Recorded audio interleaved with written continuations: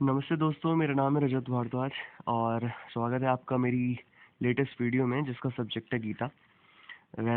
थोड़ा सा पहले बता देता हूँ, काफ़ी समय से वीडियो नहीं आई है तो काफ़ी लोग पूछ रहे थे क्यों नहीं आई। तो गाइज उसका मैंने पूरा एक रीज़न जो है अपलोड कर दिया है। एक्चुअली बस एक वीडियो बना दी है उसके ऊपर, बस पब्लिक करना बाकी है। तो काफ़ी सारे इश्यूज थे लाइफ को लेके और कुछ भी मतलब बहुत ऑनेस्टी के साथ उसके अंदर बता दिया है कि क्या क्या दिक्कतें आई थी। तो बस उसको अभी पब्लिक करना बाकी है। बाकी वो वीडियो है और काफ़ी रॉ वीडियो है क्योंकि टेक्निकल काफ़ी सारे इश्यूज आ रहे हैं, है ना। कैमरे का थोड़ा माइक का दिक्कत है जो by the time I think 3-4 video लग जाएंगी, उसके बाद ही सॉल्व हो पाएंगे क्योंकि अभी बीच में कुछ एग्जाम्स है तो वो सब देखना है। तो सॉरी, लेकिन अब जब सोच लिया है कि रुकना नहीं है, जो इस चैनल का जो ऑब्जेक्टिव है, जो उद्देश्य है, उसको तो पूरा करना ही है। तो इसलिए रुकेंगे तो नहीं, बिल्कुल इसलिए वीडियो बनाएंगे विदाउट एनी एक्सक्यूज। और इसलिए नई वीडियो लेके भी आए हैं। वीडियो स्टार्ट करने से पहले मैं सबसे पहले एक चीज़ क्लियर कर देता हूँ कि ये जरा लाइन ध्यान से पढ़ लेना कि ये वीडियो मनोरंजन के उद्देश्य से बिल्कुल नहीं बनी। तो अगर तुम सोच के बैठे हो कि जो है यहाँ पे थोड़ा सा एंटरटेनमेंट होगा, स्लाइड वाली वीडियो लेके आएंगे सर, कुछ इसके अंदर जो है फन फन वगैरह करेंगे, तो वो बिल्कुल भी नहीं है। काफ़ी सीरियस इशू है तो इसी तरीके से बात भी करनी है, ठीक है। तो कोई एंटरटेनमेंट पर्पस से वीडियो नहीं है, इंफॉर्मेटिव पर्पस से वीडियो है। रुकोगे तो काफ़ी सारी चीज़ें जो कि कंपाइल करी हैं वो शायद आपको बहुत अच्छी लगेंगी और काफ़ी सारे नॉलेज जो है गीता से रिलेटेड, जो चीज़ें हम समझते नहीं हैं, जो हमारी भ्रांतियाँ हैं, वो सब भी दूर हो जाएंगी। तो स्टार्ट करते हैं वीडियो का topic. As you know, Gita. इस वीडियो को बनाने का ख्याल बस इस तरीके से आया था कि एक बच्चे से बात हो रही थी और फिर एक उसी विषय पर एक बड़े से भी बात हुई और दोनों में पता चला कि दोनों ही एक्चुअली बच्चे हैं।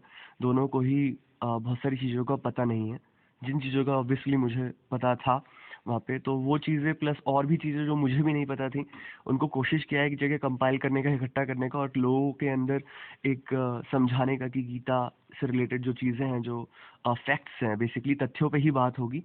क्योंकि मैं इतना विद्वान तो हूँ नहीं तो कि मैं ठीक से बता पाऊँ, उसके गीता के हर एक श्लोक का अर्थ समझा पाऊँ।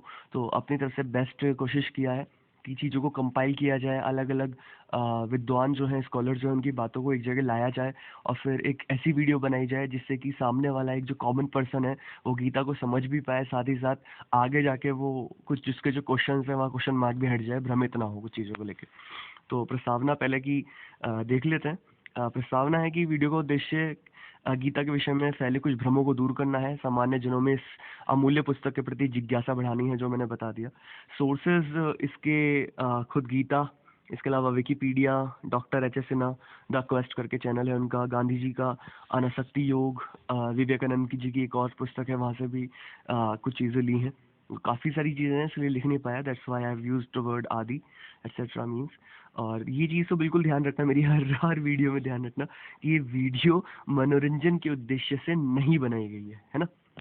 तो ये सोच के ही बैठना, एंटरटेनमेंट के पर्पस से नहीं है, इन्फॉर्मेशन के पर्पस से है। थोड़ी सी भी क्यूरियोसिटी होगी तो बहुत मज़े आएंगे, काफ़ी चीज़ें जानने के लिए मिलेंगी, ठीक है। भूमिका समझ लेते हैं कि इस वीडियो के द्वारा केवल गीता के जी के तथ्यों के बारे में जानने की कोशिश करना नहीं है, साथ ही गीता और योगेश्वर श्री कृष्ण के मर्म को समझने का एक बहुत छोटा सा प्रयास है। मर्म क्या होता है वो समझिए। मर्म का मतलब सिंपल भाषा में यह है कि श्री कृष्ण क्या बताना चाहते थे, क्या वो उनका नॉलेज था, ठीक है। वो नॉलेज क्या कन्वे करना चाहते थे, उस चीज़ के बारे में ही बात करनी है पूरी, की नॉलेज क्या बात करी है उन्होंने, ठीक है। बेसिकली क्या ज्ञान वो हमें देना चाहते थे गीता के थ्रू, ठीक है, उस ज्ञान के बारे में हमें बात करनी है। आगे बढ़ते हैं। सबसे पहले भी गीता जी के बारे में कुछ तथ्य देख लेते हैं जो कि कहीं पे भी अवेलेबल होंगे, है ना। तो ज़्यादा गहराई से इस पे बात नहीं करूँगा, सिर्फ पढ़ूंगा इनको और आप बाद में जो है पीडीएफ में डाल दूंगा, नीचे पिन कर दूंगा लिंक, तो वहाँ से डाउनलोड भी कर पाएंगे अगर आपको अच्छा लगता है तो। पहली बात हम समझ लेते हैं कि गीता कहाँ से आती है। महाभारत युद्ध आरंभ होने से ठीक पहले गीता भगवान श्री कृष्ण ने अर्जुन को जो उपदेश दिया है वह मद भागवत गीता के रूप में प्रसिद्ध है। यह महाभारत के भीष्म पर्व का अंग है। ये चीज समझ के रखिएगा, भीष्म पर्व से आता है ये, ठीक है। 18 अध्याय हैं, 700 श्लोक हैं और लगभग आज से 1 लाख वर्ष पहले गीता जी का ज्ञान बोला गया था, ठीक है। इसके अलावा गीता जो है बेटा गाइस प्रस्थांतरीय, सॉरी बेटा बोल दिया, प्रस्थांतरीय ग्रंथों में आता है। प्रस्थांतरीय ग्रंथ क्या होते हैं जिनको नहीं पता, उपनिषद, ब्रह्मसूत्र और गीता को मिला के जो हम ग्रंथ बोलते हैं, ये प्रस्थांतरीय ग्रंथ है। बेसिकली इनकी भूमिका या सिग्निफिकेंस क्या है, इसके बारे में किसी और वीडियो में बात कर लेंगे। बस इतना समझ लीजिए कि अगर आपको आपके नाम के आगे आचार्य लिखवाना है, ठीक है, आचार्य बनाना है और ये बताना है कि आप एक बहुत बड़े जाने माने जो है विद हैं, ठीक है, तो आपको इनके ऊपर, किसके ऊपर, प्रस्थांतरी के ऊपर जो है अपना भाष्य लिखना होता है, तभी समझा जाता है कि आप जो है नॉलेज रखते हैं इस विषय में। तो ज़्यादा डेप्थ में बात नहीं करता, बहुत ऊपर ऊपर से बता दिया, ठीक है। आगे बात करते हैं। महाभारत युद्ध के समय जब अर्जुन युद्ध करने से मना कर देते हैं तो श्री कृष्ण उन्हें उपदेश देते हैं और कर्म व धर्म के सच्चे ज्ञान से अवगत कराते हैं। अब ये चीज़ बड़ी ध्यान रखनी होगी क्योंकि हमारे यहाँ ना बहुत सारी भ्रांतियां हैं लेके कि गीता का उद्देश्य क्या है और गीता को पढ़ के सब लोग सन्यासी हो जाते हैं। तो इस चीज़ के बारे में आगे जाके हम बात करेंगे। तो बेसिकली उनको समझाना था कि क्या सही है अर्जुन, ये समझाने के लिए उन्होंने गीता का उपदेश किया था। ब्रह्म पुराण के अनुसार मार्ग शीर्ष शुक्ल एकादशी, 5वां पॉइंट पढ़ रहा हूँ, का बहुत बड़ा महत्व है। द्वापर युग में भगवान श्री कृष्ण ने इसी दिन अर्जुन को भगवद गीता का उपदेश दिया था और इसी तिथि को गांधी जयंती के सॉरी देखो, गांधी जी कितने प्यारे हैं, हमारे मुंह से गांधी जी ही निकल रहा है। ओके, सो गीता जयंती के नाम से भी प्रसिद्ध है। ठीक, आप गीता जयंती जानते नहीं होंगे, कुछ बच्चे जो मुझसे जुड़े हुए हैं, मैंने उनको बताया था कि 3 दिसंबर को, सैटरडे को गीता जयंती थी इस साल, ठीक है। और अभी जो है 22 दिसंबर को, फ्राइडे को, ठीक है, अब गीता जयंती आएगी सन कौन से में, 2023 में। अब ये डेट जो है वेरी करती है कि 2023 में कब आएगी, तो कि हिंदू पंचांग जो हमारा जो पंचांग होता है वो थोड़ा सा अलग चलता है ना सूर्य के अनुसार। तो अब हम समझ लेते हैं। इसके आगे हम देखते हैं कि भाष्य, एक चीज बहुत जुड़ी आती है। आपको पता है कि बहुत सारे लोगों ने भाष्य लिखे हैं गीता के ऊपर। सबसे पहला भाष्य तो हमें देखने के लिए मिलता है आदि गुरु शंकराचार्य जी का भाष्य, ठीक है। और नवीनतम भाष्यों में हमें विवेकानंद, राधा कृष्णन और भी लोग हैं। और गीता पे एक्चुअली इतना लिखा गया है कि अगर उसे मैं कंपाइल करने लगूँ एक जगह तो पूरी एक लाइब्रेरी बन सकती है उसकी। मतलब ये समझ लो हर किसी व्यक्ति ने गीता पे कुछ लिखा है कि वन ऑफ द रीजंस में से है कि गीता को इतना मिस इंटरप्रेट किया जाता है ना। गीता को जो इतना मिस इंटरप्रेट किया जाता है ना, उसका एक रीजन ये भी है कि हर किसी ने कुछ ना कुछ लिख दिया है, क्योंकि धार्मिक स्वतंत्रता हमारे यहाँ बहुत मिली है। तो बेसिकली भाष्य क्या होता है, भाष्य का एक मैंने पूरा इसमें जितना भी मुझे मिला था तो मैंने जो अर्थ था वो यहाँ पे लिख दिया है। अगर आपको समझाने के लिए इतना समझिए कि जो इंग्लिश में एक वर्ड है कमेंट्री, ठीक है, जैसे कमेंट होता है ना, ऐसे ही एक वर्ड होता है कमेंट्री। तो कमेंट्री को ही हम जो होता है भाष्य बोलते हैं। बेसिकली आप ये समझ लो कि किसी एक ग्रंथ को अपने भाषा में समझाने का तरीका है। मतलब बहुत सारे सूत्र लिखे होते हैं, अब वो सूत्र हर कोई तो समझ नहीं सकता ना। अब वो सूत्र हर कोई इतना नॉलेजेबल नहीं है, सबको संस्कृत आती नहीं है, तो उसको हिंदी में या फिर जिस भी एरा की जिस भी एरा में, जिस भी समय में भाष्य किया गया है, तो उस समय की भाषा के अंदर जो है एक्सप्लेन कर दिया जाता था कि इस श्लोक का क्या अर्थ है। तो काफी सारे भाष्य देखने के लिए आपको मिलेंगे गीता के ऊपर, ठीक है। भाष्यों को टीका भी एक वर्ड जो हम यूज करते हैं, और इतने सारे भाष्य हैं, मतलब हद नहीं है ना। ये देखो यहाँ से लेके और यहाँ तक ये सब भाष्य हैं, ठीक। सब लिस्ट मिल जाएगी आपको, ये पूरी पीडीएफ मिल जाएगी, इसमें देख लेना, ठीक। और सबसे पहला जो मैं बोलूँगा सबसे बढ़िया अगर पढ़ना है तो अद्वैत भाष्य, शांकरा भाष्य पढ़ना बहुत अच्छा है। और इसके अलावा अरविंद घोष का ऐसे ऑन गीता भी ठीक लगा था मुझे, एक बार मैंने देखा था, ठीक है। आदि शंकराचार्य का गीता भाष्य तो है ही, ठीक है। इसके अलावा राधा कृष्णन ने भी बहुत कुछ लिखा है, क्योंकि राधा कृष्णन का पढ़ेंगे तो काफ़ी अच्छा है। विवेकानंद जी ने लिखा है, लेकिन जो उनके भाष्य हैं वो किसी एक पॉइंट पे रह जाते हैं। जैसे विवेकानंद जी का जो भाष्य है उसके अंदर उन्होंने टोटली यूथ को जगाने की कोशिश की है अपने उस भाष्य से।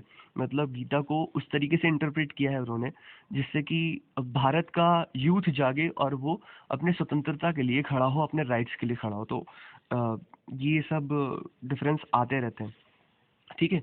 तो भाष्य डिपेंड करता है, ऑब्वियसली डिपेंड करेगा कि सामने वाला क्या बताना चाहता है, उस चीज़ पे डिपेंड करेगा कि भाष्य बेसिकली क्या जो है क्या बताया जा रहा है उससे, वो सामने वाले के उस पे है कि उसने किस विषय को ज़्यादा दिखाने के लिए, हाईलाइट करने के लिए लिखा है। चलो नेक्स्ट टॉपिक पे बढ़ते हैं। ये पीडीएफ में दोबारा बोल रहा हूँ, मिल जाएगी, नीचे कमेंट में रख दूंगा। और अगर अच्छा लग रहा हो तो यहाँ पे बने रहना साथ में, क्योंकि एंटरटेनमेंट पर्पज से पहले ही बता चुका हूँ कि नहीं बना रहा हूँ वीडियो, नॉलेज के पर्पज से बना रहा हूँ। थोड़ा बोरिंग हो सकता है, अगर नॉलेज लेने का मन होगा तो बिल्कुल भी बोरिंग नहीं होगा, वरना तो सब दुनिया की सब चीज़ें बोरिंग है। एक सबसे बड़ी एक भ्रांति जो मुझे दिखाई देती है कि श्रीमद् भगवद गीता और श्रीमद् भागवत में अंतर ही नहीं पता है काफी सारे लोगों को, और पता है तो अच्छी बात है, वेरी गुड। लेकिन नहीं पता है तो उस चीज के ऊपर बात कर लेते हैं थोड़ा सा। एक तो सुना होगा ना कि भागवत पुराण है ना, कि कहा जा रहा है कहीं जा रहे हैं सुनने, कथा सुनने जा रहे हैं, कहाँ पे जा रहे हैं, भागवत सुनने जा रहे हैं। तो जब भी बोला कि भागवत सुनने जाते हैं तो आप समझने लगते हो कि जो है गीता की बात हो रही है। एक्चुअली गीता की तो बात ही नहीं हो रही है भागवत के अंदर, है ना। भागवत और गीता का कोई संबंध नहीं है, मार्स और अर्थ, ठीक है, बहुत दूर दूर है, कोई ऐसा कुछ खास संबंध नहीं है। बस कुछ समानताएं हैं, उसमें हम बात कर लेते हैं क्या क्या संबंध बन जाते हैं, समानताएं बन जाती हैं कि दोनों जो है श्री कृष्ण से या विष्णु से और वैष्णव जो है ग्रंथ है। समझ लेते हैं कि श्री मद भागवत गीता जो है ये भगवान श्री कृष्ण ने अर्जुन जी को सुनाई है ना। और कब सुनाई है हमने बात कर लिया आगे, ठीक है, पीछे अभी जो बात किया। और उसके बाद जब हम बात करते हैं कि श्रीमद् भागवत जो है ये सुखदेव जी ने सुनाई थी राजा परीक्षित को, ठीक है। तो बहुत ज्यादा डिफरेंस है, समझ लीजिए कि जो श्रीमद् भगवत है, एक भगवत है और एक आका डंडा है भागवत है, ठीक है। ये जो है ये भागवत है, ठीक है, इस चीज को देख लेना। तो भगवान कृष्ण ने अर्जुन को जो सुनाई वो थी मद भगवत गीता, और भागवत जी जो है सुनाई गई थी सुखदेव जी ने राजा परीक्षित को, ठीक है। तो इस चीज में मुझे लगता है कंफ्यूजन क्लियर हो गया होगा। अब दूसरा समझ लेते हैं कि नाम का जो अर्थ है, मतलब ये जो नाम है इसमें, क्योंकि नाम सिमिलर है ना, इसलिए कंफ्यूजन बन रहा है बेसिकली। तो जो श्रीमद है, हम किसी के लिए बोल देते हैं ना अ, श्री जो है अर्जुन सिंह, ठीक है। तो श्रीमद जो है सम्मान के लिए लगाए जाने वाला शब्द है। और भगवत का जो लिटरली अर्थ निकलता है, भगवत का अर्थ निकलता है विष्णु से, ठीक है, विष्णु। भागवत का अर्थ है विष्णु, ठीक। और भागवत का है मतलब है विष्णु का। ये बिल्कुल एक एग्जाम्पल मैं जैसे बोलूँ कि राजा दशरथ, तो राजा दशरथ कौन, श्री राम के पिता राजा दशरथ। और अगर मैं बोलूँ दाशरथ तो इसका मतलब है कि दशरथ का, यानी दशरथ जी से जो रिलेटेड है, यानी श्री राम। तो दोनों में बहुत अंतर है, सेम चीज है कि भगवत और फिर भागवत। भगवत यानी विष्णु, भागवत यानी विष्णु का। तो इस चीज के ऊपर थोड़ा सा विचार कीजिएगा, क्योंकि गीता जो है वो पूर्ण रूपेण हमारा वैष्णव धर्म का ग्रंथ है। अब हमें संप्रदाय के बारे में अगर थोड़ा भी नॉलेज है तो वैष्णव धर्म एक होता है वैष्णव संप्रदाय, तो पूरा वो वैष्णव संप्रदाय का है। श्रीमद् भगवत गीता में, यानी जो हमारी गीता है उसके अंदर 18 अध्याय हैं और 700 श्लोक हैं, है ना। 18 अध्याय और 700 श्लोक। और भागवत के अंदर 10,000 श्लोक हैं और 12 स्कंद, मतलब जैसे चैप्टर हम बोल देते हैं तो 12 स्कंद है। तो ये थोड़ी चीजें क्लियर हो गई होंगी। और बोला जाता है कि गीता जो है सभी उपनिषदों का निचोड़ है।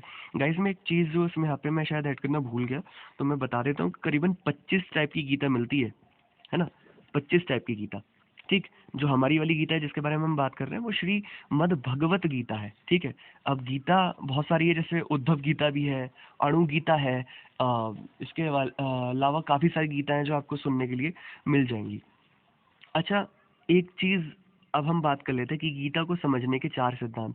ये मुझे बहुत अच्छा लगा, मतलब पर्सनली फेवरेट मैं बोलूंगा कि मुझे बहुत अच्छा लगा था जब मैंने ये इस वीडियो में सुना था, और मुझे बहुत अच्छा लगा इसलिए मैं यहाँ पे बता भी रहा हूँ।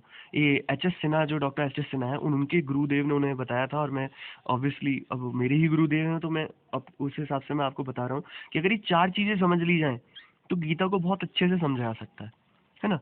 कि क्या चीजें हैं, ये 4 सिद्धांत क्या हैं। ये 4 सिद्धांत ये नीचे दे रखे हैं यहाँ पे, इनके ऊपर बात करेंगे। सबसे पहले ये समझ लेते हैं कि गीता को समझना किस तरीके से चाहिए। देखो, गीता को हम 2 तरीके से समझ सकते हैं। एक सन्यासी की दृष्टि से, क्योंकि हमें एक पता है कि कुछ लोग सन्यासी होते हैं, वो गीता लेके अपने साथ घूमते हैं, वो गीता का प्रचार करते हैं। दूसरे होते हैं स्कॉलर्स। स्कॉलर्स कौन है? जो सन्यासी नहीं है। जैसे राधा कृष्ण ने एक स्कॉलर थे, ठीक है, लेकिन शंकराचार्य जो थे, आदि शंकराचार्य, वो एक सन्यासी थे, ठीक है। तो इन दोनों की ही दृष्टि है, और दोनों नहीं अलग अलग दृष्टियों से अपने अपने परसेप्शन से, ठीक है, जैसा हमें दिखाई देता है हम वैसे ही तो इंटरप्रेट करते हैं। तो उसको रखा है अपने अपने तरीके से सामने। तो 2 दृष्टिकोण है, एक सन्यासी का दृष्टिकोण है और एक विद्वान का दृष्टिकोण है यहाँ पे अंदर। देखो, अर्जुन अब हमें ध्यान रखना चाहिए कि गीता को कब उद्धृत किया गया था। गीता को उद्धृत किया था श्री कृष्ण ने अर्जुन के सामने, जब अर्जुन परेशान हो गए थे कि वो बोल रहे थे कि मैं आगे नहीं लड़ सकता, मेरे फैमिली वाले मेरे सामने खड़े हैं। तो भगवान ने उनको समझाने के लिए कि अगर गलत कोई भी है उसके खिलाफ तो हथियार हमें उठाना पड़ेगा ही पड़ेगा, चाहे वो अपना ही क्यों ना हो। अगर सामने वाला विधर्मी है, अधर्मी है, तो उसके खिलाफ तो हमें लड़ना ही पड़ेगा। इसलिए उन्होंने समझाने के लिए गीता को अर्जुन जी को सुनाया था वहाँ पे। तो हमें मूल नहीं भूलना चाहिए। चौथे पॉइंट पे आप देखोगे कि लिखा है यहाँ पे कि क्या गीता वैराग्य या संन्यास का ग्रंथ है। मतलब गीता को जो पढ़ेगा, ऐसे बोलते हैं ना गीता मत पढ़ो, बच्चों को गीता नहीं पढ़नी चाहिए, है ना, बूढ़ों को पढ़नी चाहिए, क्योंकि पढ़ते हैं तो बच्चा हमारा कहीं घर बार छोड़ के ना चला जाए। देखिए जी, ऐसा तो बिल्कुल भी नहीं है, ये सबसे बड़ी भ्रांति है। ये मैं बोलूंगा कि एक एक्सक्यूज है बहुत बड़ा कि हमें नहीं पढ़ाना क्योंकि हमें खुद ही नहीं आता। तो उसका शायद एक्सक्यूज है ये एक दिया जो दिया जाता है। एक चीज समझ लेनी चाहिए कि गीता किसको सुनाई गई थी, किसने सुनाई थी पहले। श्री कृष्ण 8 पटरानियां, कितने पुत्र थे उनके, आप भी जानते हैं। ठीक, अ, गीता को सुनने वाले अर्जुन, उनकी भी पत्नी है, उनके भी पुत्र हैं, ठीक है। और दोनों ने ही लड़ाई करी है गीता को सुनने के बाद, अपने अपने कर्मशीलता को प्रधानता दी है। कोई रण छोड़ के तो वो भाग नहीं गए, मतलब except for the in the case of Shri Krishna, तो जो कि एक रणछोड़ उनका नाम है, तो डिफरेंट कहानी है, उस पर नहीं जाते। मैं यहाँ की बात कर रहा हूँ महाभारत की, कि जब गीता सुनाई गई और जिसने गीता सुनी, क्या वो दोनों ही सन्यासी बन गए? नहीं ना। और ऐसे काफी काफी सारे लोग थे जिन्होंने गीता को सुना था, उस समय गीता को देखा था, अपनी दिव्य दृष्टि से भी देखा था, आप सब जानते हैं। तो कोई भी सन्यासी नहीं बना। ये सारी जो है कपोर कल्पना है, बनाई गई बातें हैं। बोला है ना कि हर किसी ने अपना ज्ञान क्योंकि लिख दिया है, क्योंकि आज़ादी है, फंडामेंटल राइट है, फ्रीडम ऑफ स्पीच है, तो हर किसी ने अपना इंटरप्रेट किया है गीता को अपने तरीके से। तो वही कहानी है कि इसलिए जो है ज्ञानता फैल गई और ये वाली बात चलने लगी कि सिर्फ बड़ों को पढ़ना चाहिए, बच्चों को नहीं पढ़ना चाहिए, पढ़ के हम सन्यासी हो जाएंगे। कोई सन्यासी नहीं होता, गीता में कहीं पे भी सन्यास नहीं है, ठीक है। साथ ही हमें बस इतना ध्यान रखना चाहिए कि जिसकी बाहों में गांडी उठाने की शक्ति है, उसी को गीता सुनाई जा सकती है। स्वामी विवेकानंद जी ने बोला था to the youth of India, जो उनकी एक बुक है, to the youth of India में उन्होंने बोला था कि जिसके, अब इसको समझाऊं तो ये समझ लीजिए कि अर्जुन के अंदर दम था कि वो लड़ सके, ठीक है। तो इसलिए सिर्फ उसको गीता सुनाई गई, है ना। ऐसे हर किसी के लिए गीता नहीं है। आपके अंदर दम भी होना चाहिए, परेशानियों को झेलने का, फेस करने का, चीज़ों को ओवरकम करने का, फर्म डिटर्मिनेशन, एक्सक्यूज न देने का, तभी गीता काम आएगी। अदरवाइज गीता खास कुछ काम नहीं आने वाली। फिर वो बस पढ़ के छोड़ देने वाली बात है कि हमें कुछ पता है फैक्ट और हम उसे अपनी लाइफ में इम्प्लीमेंट नहीं कर पा रहे। तो जिसकी बाहों में गांडी उठाने की शक्ति है, उसी को गीता सुनाई जा सकती है, अन्यथा इसके अलावा किसी और को गीता नहीं सुनाई जाएगी। वीडियो लंबी हो रही होगी, प्लीज़ रुके रहिएगा, बहुत अच्छा लगेगा, बहुत सारी बातें सुनने के लिए, समझने के लिए मिलेंगी आगे भी, ठीक है। अब गीता को समझने के सिद्धांत समझ लेते हैं। 4 सिद्धांत जिनकी मैं बात कर रहा था, ये बहुत अच्छे सिद्धांत मुझे लगे। इन चारों को आप समझ लीजिए, कंठस्थ कर लीजिए, बहुत अच्छे हैं ये। देखिए, पहला चीज़ है कि अपने क्षेत्र के धर्म को समझो। पहला सिद्धांत, अपने क्षेत्र के धर्म को समझो। जब हम गीता के बारे में ध्यान कर रहे हैं ना, तो हमें 4 चीज़ें हमेशा ध्यान रखनी चाहिए कि क्यों सुनाई गई थी गीता, ऑब्जेक्टिव क्या था, ठीक है। कि क्षेत्र के धर्म को समझो। अपना ये समझो, अगर मैं एक टीचर हूँ तो मेरा धर्म खाली ये नहीं कि बच्चों को पढ़ाना है, और बाकी जो भी बच्चा करे, अगर वो पढ़ रहा है तो सीख, नहीं पढ़ रहा तो ठीक, बाकी उसके मम्मी पापा की गलती है ना। अगर वो बिगड़ रहा है तो वो अपने माता पिता का पैसा फूक रहा है, तो इस सोच के साथ मैं आगे नहीं बढ़ पाऊंगा। मुझे सबसे पहले समझना होगा कि अपने क्षेत्र का धर्म क्या है और उसको फिर निभाना होगा। अध्यापक का धर्म खाली अध्यापन करना नहीं, अपने एक जो स्टूडेंट है उसकी वेलफेयर को भी सोच के आगे चलना है, आउटकम को भी सोच के आगे चलना है कि बेस्ट से बेस्ट दे सको और पॉजिटिव ही बच्चा काम करे।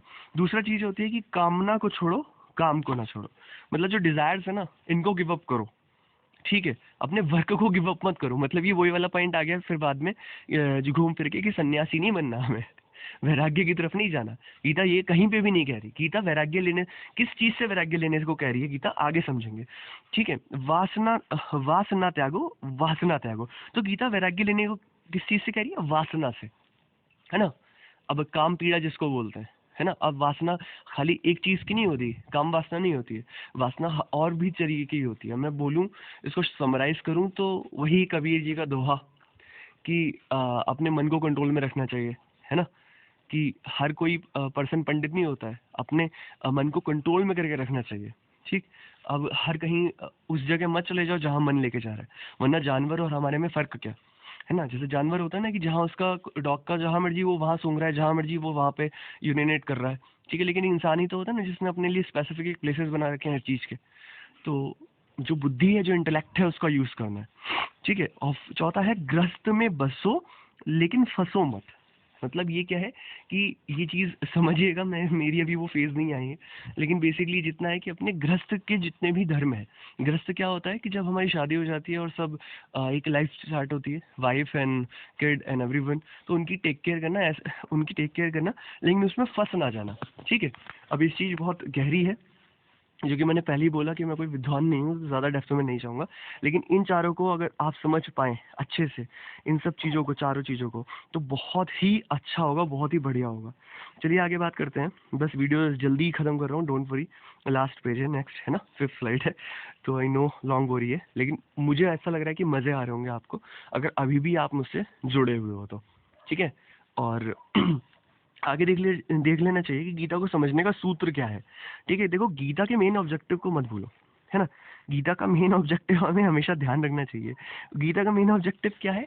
गीता का मेन ऑब्जेक्टिव है कि अपने क्षेत्र के धर्म को समझो, ठीक है, और वो कार्य करो जो सही है, ठीक। अर्जुन को क्या बताया जा रहा है? अर्जुन बोल रहा है कि I am giving up God, है ना। Shri Krishna, I am giving up right now, I can not do this. And वहाँ पे श्री कृष्ण उनको समझाने की कोशिश यही कर रहे हैं कि नहीं, you will have to do, है ना, इन ऑर्डर टू रिटेन धर्म, ठीक है। आपको ये वाला काम करना ही पड़ेगा, है ना, अपना ये वाला काम करना ही पड़ेगा, आइदर यू वांट इट और नॉट। और बस करते ही चले जाओ, तुम्हारे अंदर पावर है, अपनी पावर मत भूलो, और ये मत भूलो कि सामने वाले ने कुछ बुराई की है, इसलिए उसके खिलाफ हथियार उठाए हैं, ठीक। तो नेवर गिव अप वाली फिलॉसफी है गीता में। ये तो फिलॉसफी है ही नहीं कि अपना घर छोड़ दो या कहीं पे चले जाओ। आ, अब कुछ भ्रांतियां, 2-3 क्वेश्चन जो मुझे लगा और जो मैंने क्लियर भी करे हैं। तो सबसे पहले ये है कि क्या गीता वैराग्य की पुस्तक है? बिल्कुल नहीं। और क्या गीता बच्चों को नहीं पढ़नी चाहिए? ये भी बहुत ही गंदा क्वेश्चन अपने आप में, कि बच्चों को नहीं पढ़नी चाहिए, अभी बेटा तुम्हारी उम्र नहीं है। हमारे माता पिता क्या बताते हैं कि बच्चों को नहीं पढ़नी चाहिए, अभी तुम्हारी उम्र नहीं है गीता पढ़ने की, जब थोड़े बड़े हो जाना तब करना। मैं पूछना चाहता हूँ कि जब वो बड़े हो जाएंगे बच्चे, वो 40 साल, 50 साल, 55 साल, तो उनकी जिंदगी तो गई ना। अब ज़्यादा उनके पास 20 साल, 15 साल बचे हैं। आजकल तो उतने भी नहीं होते। तो अब वो क्या करेंगे पढ़ के? जो जिंदगी को जो समझना था, वो गीता का उद्देश्य जो था समझाना, कि नेवर गिव अप और किस तरीके से निष्काम होके कर्म करना है, ठीक है, वो जो चीजें समझनी थी वो तो समझने की, ये चली गई। तो अब क्या फायदा? खुद ही सोचिएगा कि एक बच्चे को ज्यादा फायदा होगा पढ़ के गीता की एक बड़े को। अब बुरा लगा हो तो मैं माफी चाहूंगा, लेकिन ये मेरे विचार है, और मुझे जहाँ तक लगता है कि काफी हद तक ये सही भी है, ठीक। बच्चों को ही समय है सिखाने का अपने धर्म के बारे में, अपने कर्म के बारे में। हम बच्चों को सिखाते ही नहीं है गीता क्या है, हम बच्चों को बताते नहीं है वेदांत क्या है, उपनिषद क्या है, वेद क्या है। हम सिर्फ रटा देते हैं कुछ श्लोक, हम कुछ रटा देते हैं कुछ चीजें, और बिना अर्थ के उनको क्या ही पता चलेगा, है ना। तो ये सब चीजें समझने की जरूरत है। कबीर ने काफी कुछ लिखा है इसके ऊपर, तो ज़्यादा नहीं बोलूँगा। So that was it. Hopefully आपको वीडियो बहुत अच्छी लगी होगी, आई मीन। और नेक्स्ट वीडियो अगर ये अच्छी लगती है तो नेक्स्ट वीडियो इस तरीके की एक और लेके आऊँगा, डोंट वरी। काफ़ी इन्फॉर्मेटिव, और जितना भी नॉलेज हो पाएगा इकट्ठा करना एक जगह, वो करेंगे। और ध्यान रखिएगा, गीता को पढ़ना बहुत आवश्यक है, ठीक है। गीता को पढ़ना चाहिए, खाली ऐसा ही नहीं, बच्चों बूढ़ों को नहीं, बड़ों को ही नहीं, बच्चों को भी पढ़ना चाहिए। बच्चों को सब कुछ ना पढ़ाया जाए तो भी माता पिता उनको कुछ श्लोकों का अर्थ समझा सकते हैं, जहाँ पे श्री कृष्ण जो है लाइफ के कुछ मेन पॉइंट्स के बारे में बात कर रहे हो। और I think that would be much easier when they have an elder to make them understand about the topics और things. Thank you very much. Signing off. और वीडियो का जो पीडीएफ जो है आपको मिल जाएगा होपफुली। और जब यहाँ तक बने रहे हो तो सब्सक्राइब भी कर देना, कमेंट अच्छा सा छोड़ के जाना, और जो है लाइक कर देना, ठीक है। धन्यवाद। सत्य सनातन वैदिक धर्म की जय।